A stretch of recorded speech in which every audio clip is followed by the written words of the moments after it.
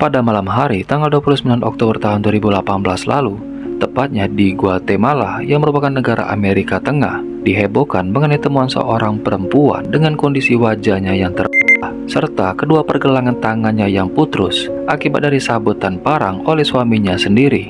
Nah, pada saat kejadian, tetangganya yang waktu itu mendengar suara jeritan mengerikan di daerah Alta Verapaz di kota Guatemala karena merasa penasaran dengan suara jeritan tersebut. Para tetangganya ini pun kemudian mendekati rumah Alejandra Iko yang merupakan korban. Dan sesampainya para tetangga ini di rumah korban, mereka dikejutkan dengan pemandangan yang sangat mengerikan.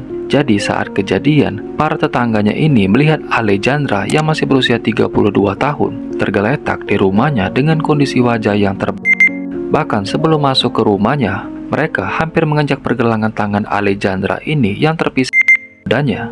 Mengetahui hal tersebut, tetangganya ini pun kemudian mengabari keluarga Alejandra serta kerabat terdekatnya untuk memberitahukan bahwa Alejandra ini dalam kondisi sekarat. Nah, yang mengerikan dari kasus ini, walaupun Alejandra ini wajahnya bisa dikatakan hampir terpisah, serta kedua pergelangan tangannya yang sudah tidak ada lagi, ia masih tetap bertahan hidup selama hampir 40 menit dengan kondisinya yang sangat memprihatinkan.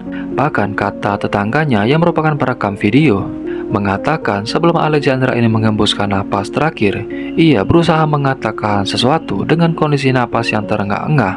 Sayangnya guys, walaupun pihak keluarganya ini sudah menelpon polisi serta tim medis untuk segera mengevakuasi Alejandra, mirisnya para medis ini mengatakan bahwa rumah tersebut sulit untuk mereka jangkau karena mengingat lokasinya yang terletak di pedalaman.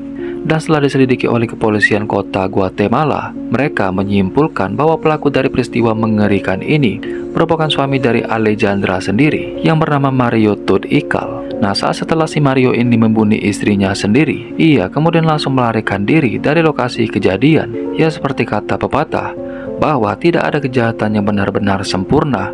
Saat ingin mencoba melarikan diri ke Meksiko, si Mario ini berhasil ditangkap oleh kepolisian setelah ia menjadi buronan selama hampir 4 hari di desa Las Monecas. Nah, saat ditangkap dan diinterogasi, Mario ini mengaku semua perbuatan kejamnya. Ia mengatakan nekat melakukan tindakan keji tersebut karena dipicu rasa cemburu dan menuduh istrinya Alejandra ini telah berselingkuh darinya. Ia bahkan sempat menyaksikan Alejandra ini keluar dari mobil truk dengan seorang pria pada malam hari. Setelah sang istri ini berbohong ingin mampir ke rumah saudara perempuannya. Atas kejadian ini, Mario langsung ditetapkan sebagai tersangka dan masih mendekam di penjara hingga saat ini.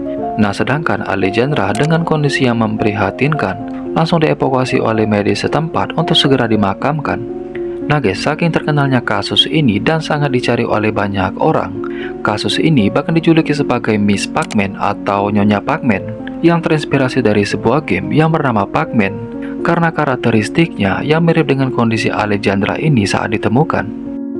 Oke lah guys, mungkin itu aja informasi singkat yang bisa saya sampaikan. Terima kasih sudah menonton video ini dan sampai jumpa.